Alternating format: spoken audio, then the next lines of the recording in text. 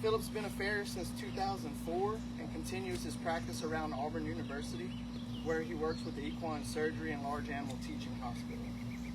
Phillip is a certified journeyman farrier and also FIT certified. He was on the first Cat 2 team for WCB in 2014 and the reserve in 2016.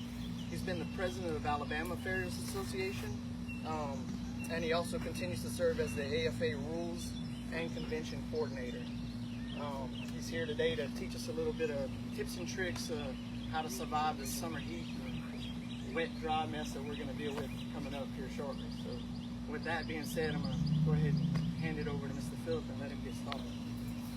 Appreciate everybody coming out today. We're kind of entering that season of where horses' feet can be somewhat challenging in the south, and that's some of the things we're going to talk about today. Is just when we go through these wet, dry cycles, some of the things that the feet are going through, and some different ways that we can kind of cope with that. Really good to see some familiar faces out there. I actually came to this clinic probably about 2012 or something like that when Billy Lewis came over here. It's been a long time since I've been over here, but it's good to see all of you out here. But yeah, I started working on PowerPoint and stuff, and I thought it'd just be better just get out here and get under a horse, and we'll just talk about some of these things instead of doing death by PowerPoint. I figured most of y'all would enjoy that more anyway, and but we'll just get started. What are some of the different challenges that we face when we're shoeing in a wet environment, especially when it gets into this time of year? Is we see a lot of different things that these feet are going through, and it seems to be that this time of year we have certain challenges with feet falling apart and with horses losing shoes more regularly than we did all through the winter months. That's some of the things that we want to address, is what's going on with the feet and what are some ways that we can help mitigate some of those things. So do any of y'all see those challenges, or is it just me? Well, I've just scribbled down a few things, and I'll put those up here on the board. And a lot of what we're dealing with is changes in our environment, or the environment that the horses live in, and so we can't control where the horses live necessarily. So we have to just stick with what we can have an impact on. Certainly, some of these things we may be able to impact through communication with the clients. We all have those clients that really want what's best for the horses. They're using these horses as part of their income, part of their living, so they care a lot about taking care of these horses. I feel like a lot of times we probably lack on communicating to them what's happening with the feet and how they can really help with that. And if we did a better job maybe communicating some of the things that they can help us with, then hopefully, everybody can work as a team to build stronger, healthier feet, and we can all, it certainly makes our headaches go down and everything when we're losing less shoes, and obviously for them as well. So the environment, we live where we live. It's wet here, and some places are wetter and muddier than others, and but we control what we're able to control, and that's kind of what I want to talk about, is more of what we do with the feet and how that can impact the strength and integrity of the feet. Husbandry, that goes with what we were talking about with communication with the clients and things that they can do to help us maintain these feet. A lot of that could be things such as just cleaning out the feet, applying hoof oil, stuff like that on a regular basis, just doing what they can to minimize some of the issues we're seeing. So predominantly we're going to focus mostly on things that we do and things that we can do to the feet, things that we can not do to the feet that might help these feet become stronger and stay that way through the summer months. If you want to, we'll go ahead and get a horse over here, and we'll start looking at it. And I just kind of want to talk about some of these things.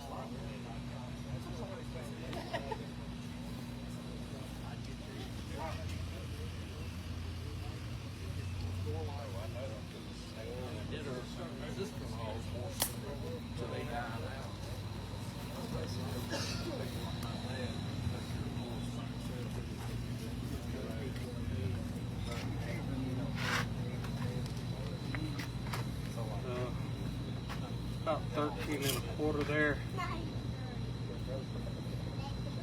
About 4.5.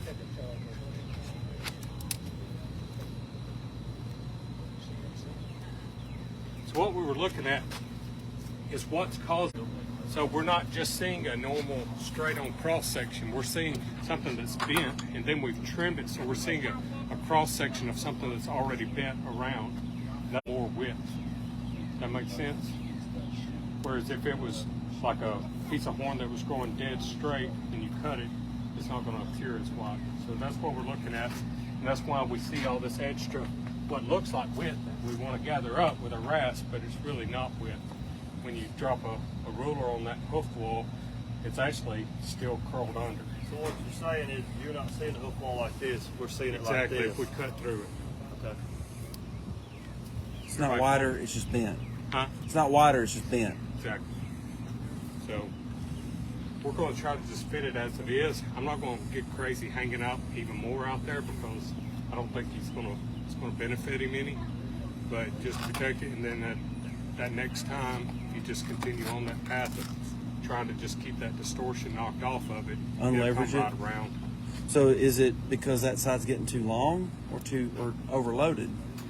Well, he's getting pulled toward the lateral because that was a little bit longer.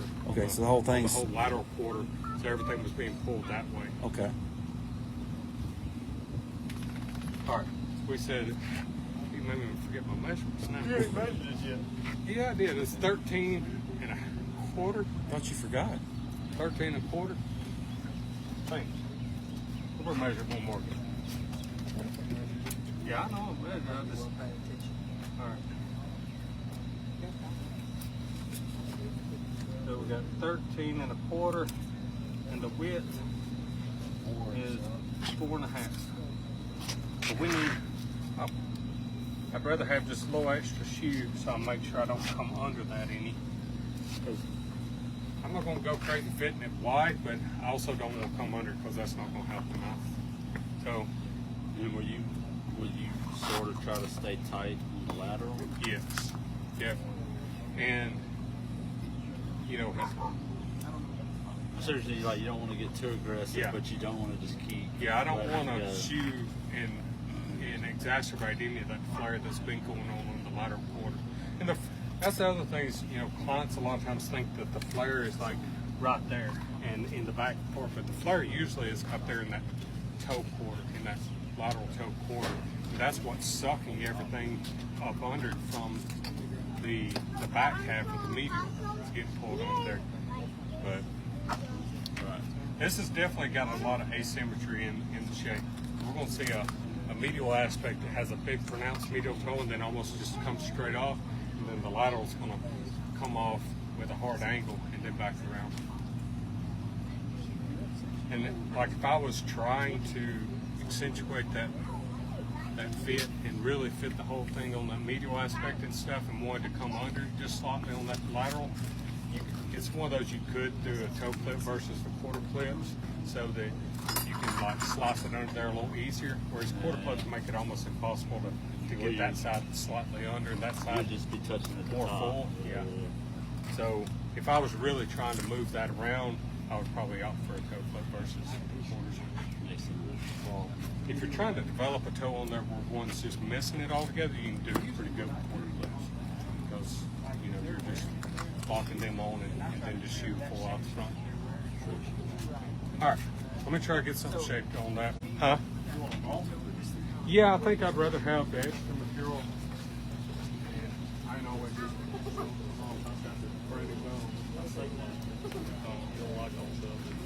No, I don't like pushing along though. All right, then go. Like I said, I'm gonna mark it even, you know, whether I put a clip on it or not.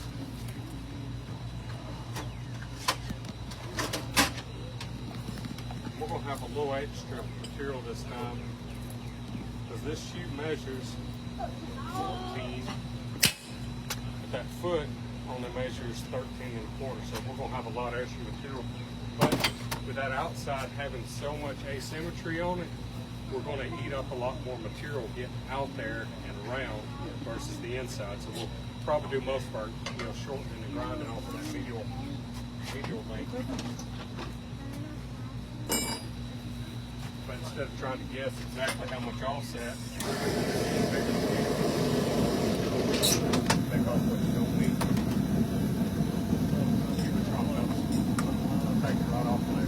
Take the knuckles off too if you get to pushing too hard.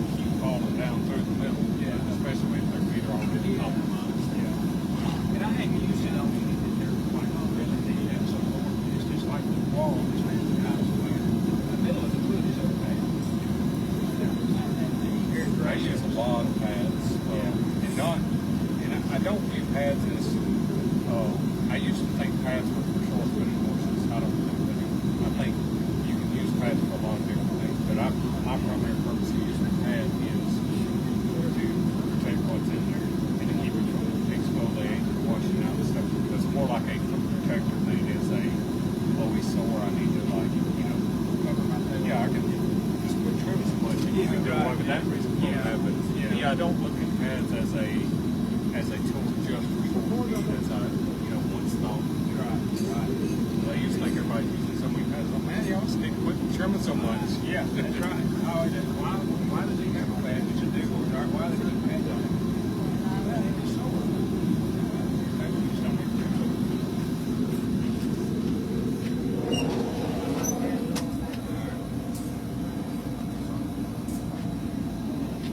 Same thing, we'll start by knocking that lateral quarter down.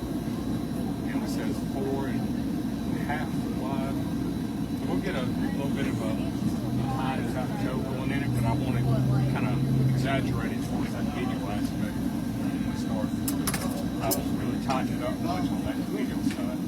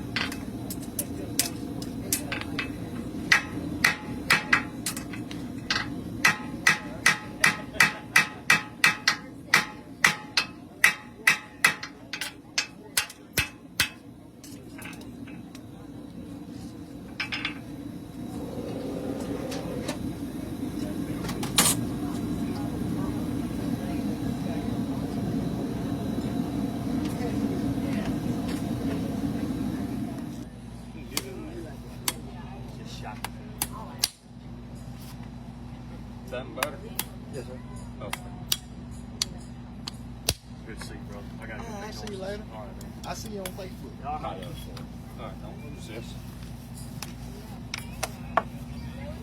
Know what was wrong with that nail? Noah said it was too low for him, so we moved. Everybody's a critic.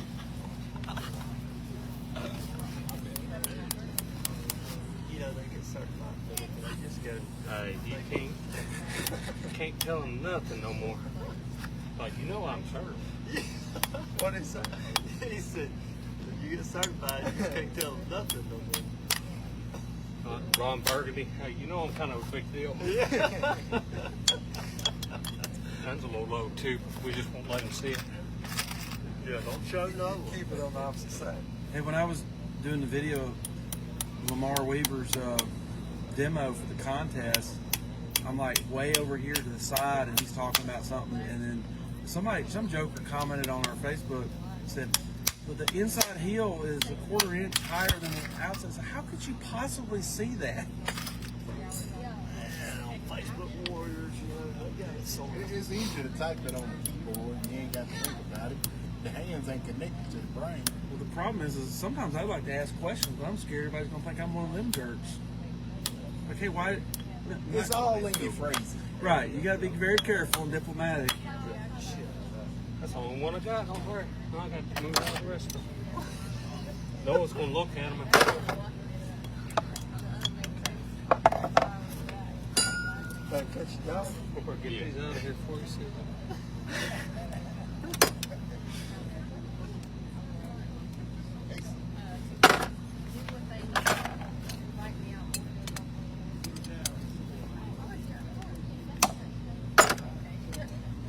So one thing We got one good one over there, Noah.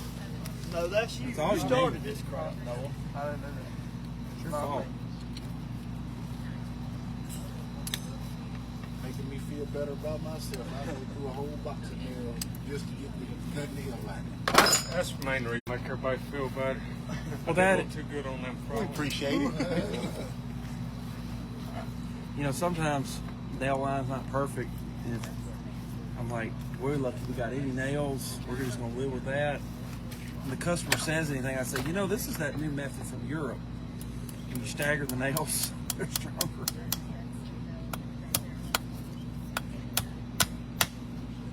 Even- Even if it's wrong. Even the horses being a critic.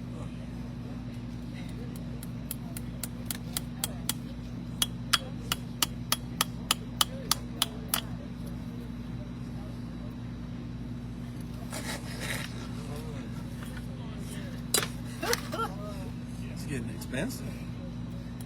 Nails aren't cheap. Did they cop these nails? I don't know her.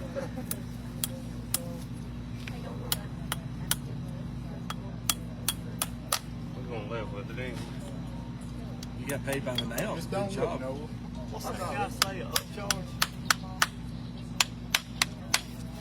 I told Clay what I charged him from their clinic, but you know, I didn't count how many nails I was going to use. Right. And that was before they sent out them letters about the You gotta price of count the reporting expenses. stuff. Oh, yeah. That was before all that. We got to make some adjustments now. So what we're saying is I just need to absorb this first so you can pass on the money right now.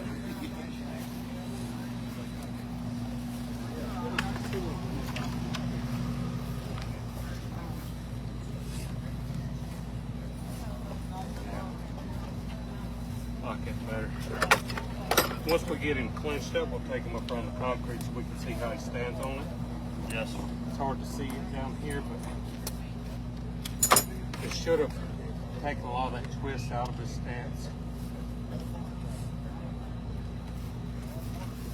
And you fitted it wide out there to help compensate for that. Yeah, on that medial aspect. It's just, it was diving under so much. You kind of put the shoe where you want it to be.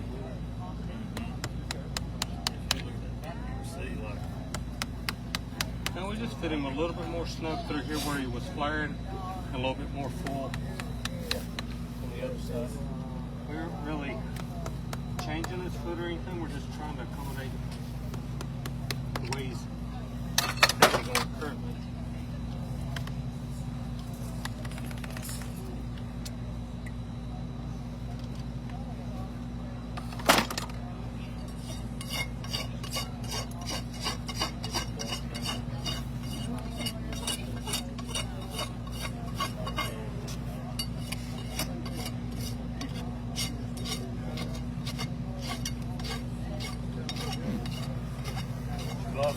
want me to step on you now.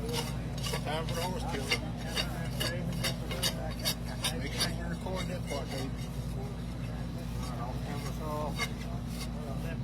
No flash photography.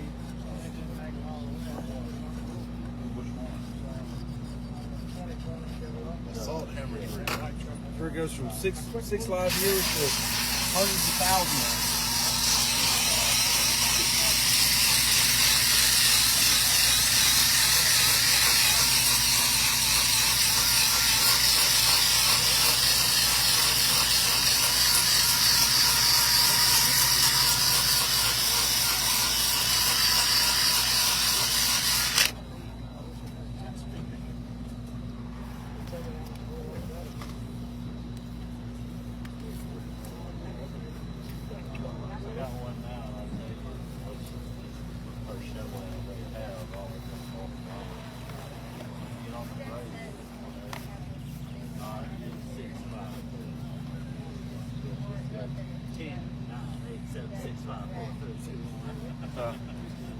When we looked at just the projection of the corner map, how much taller we could have gotten.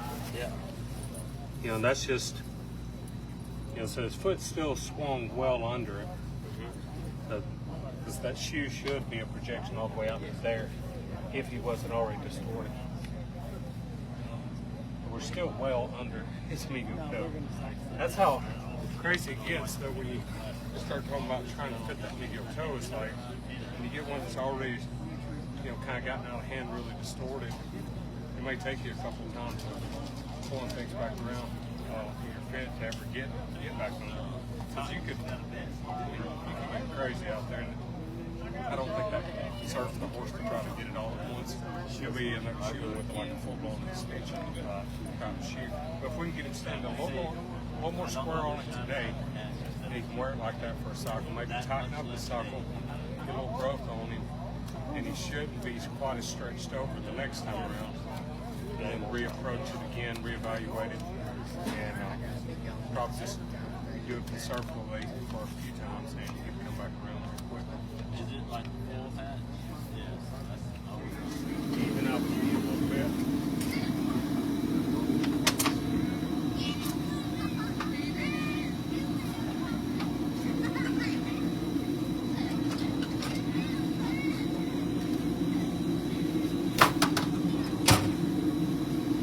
I don't think we'll be putting kind of marks on horseshoes either. It won't be where I thought it would be. Yeah. Yeah. Yeah, you put a mark on the horseshoe and then end up over yonder. Well, that wasn't where I'm planning on being, but that's where it ends up. You just turn that over. Huh? This one, take it a little from this side, a little from that side, you end up in the middle somewhere.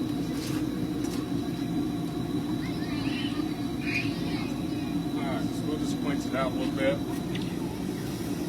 I always says to do this in the sun, that way you don't really know where you're pointing to.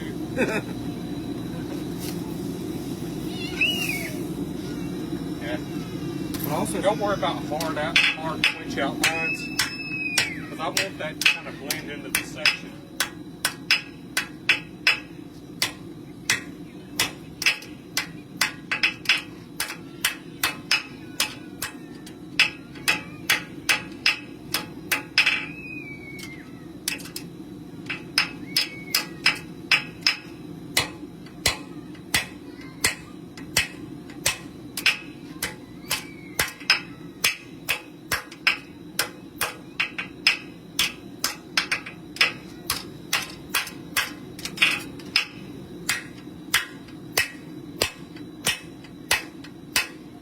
good thing if you do it in sunlight too. Everybody on Facebook can see you doing it too cold.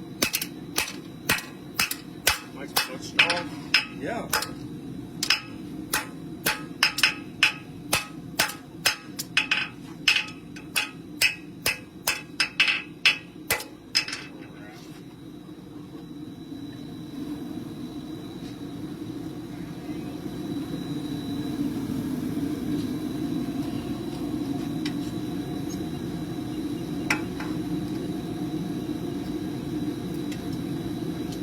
Warm it up just because that's a little over a half inch.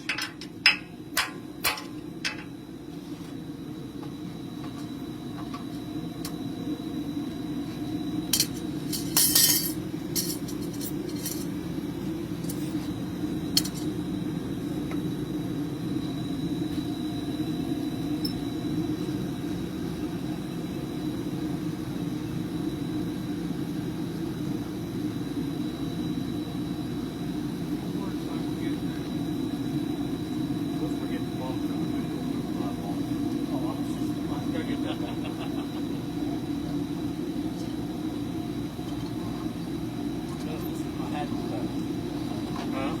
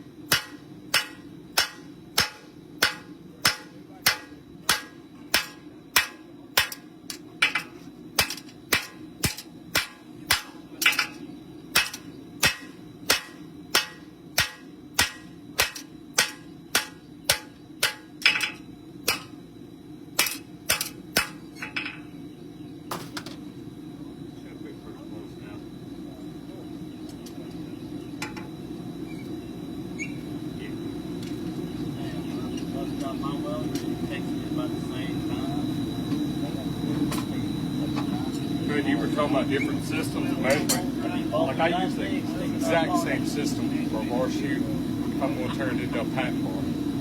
So I still basically need the same part to fit my foot, right? So then I just add in the different components of the other things I need. Yeah. And so I need the width of the bar. I need to account for the height and the angle at which I want that. And then I'm going to lose about 1/4 of an inch in each of those bends. So like so you can see how I just take the same formula and just adapt it for any style of bar shoe I want to make.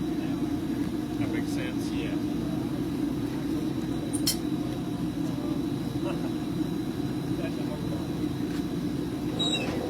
The reason I asked for a bar shoe instead of a regular shoe is because, you know, if you make a regular shoe and it's a little too long, you know, you can grind off the back or whatever. It's not ideal, but you know, it's what you do or whatever.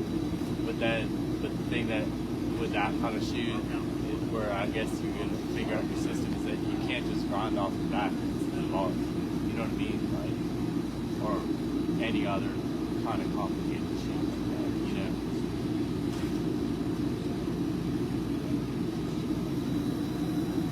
But you can't make a bar shoe small. You know that? How do you make a bar shoe small? You ever made a bar shoe too big at the horse? That's my problem usually. It's too big. Huh? How do you make it smaller? But it's just welded it back. With your big old set toe. I quit. You make a shoe fit a much smaller foot. Wait, how do you do it then? How I know. How do you do it? Well, if you make one that's extremely oversized, you can do a set toe on it, a hard set toe, and it will eat up a lot of your material by the time you fit the set toe. By set toe, you mean Like a big hard set rocker toe. Oh yeah. It eats up a lot of material.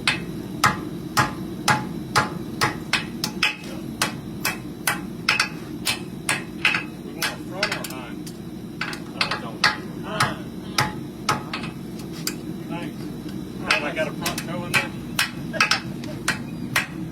All right, one time, man.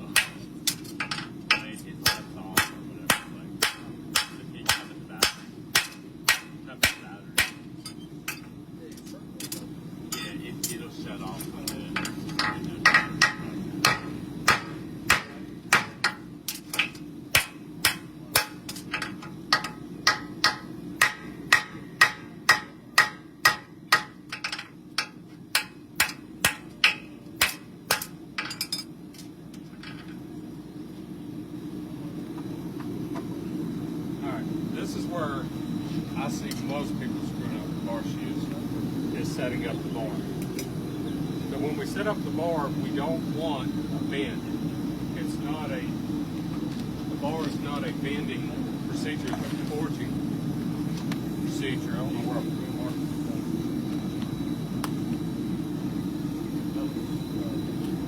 It's over here. So you have to put a little bit of a bend in it.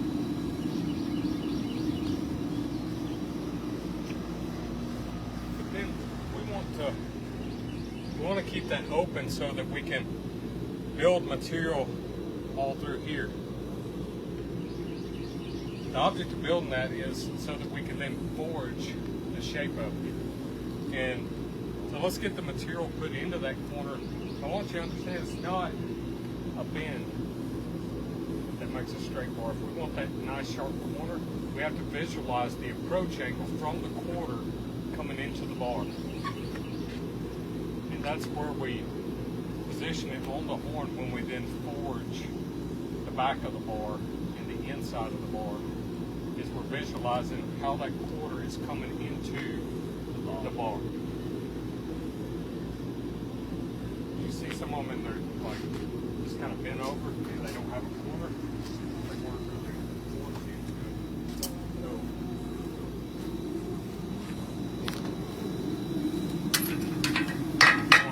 get a little bit started.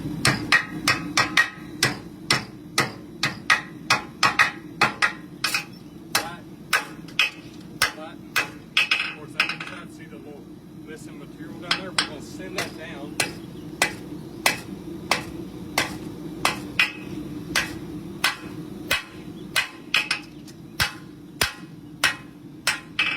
Got a little closed up on me. Alright.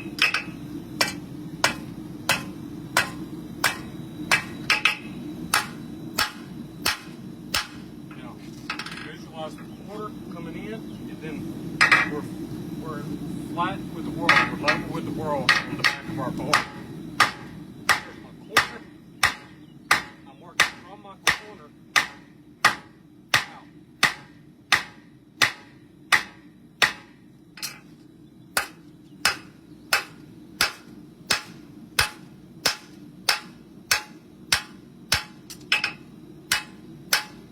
Does that make sense? We're visualizing what angle is that quarter coming into. You must change it based on how you're.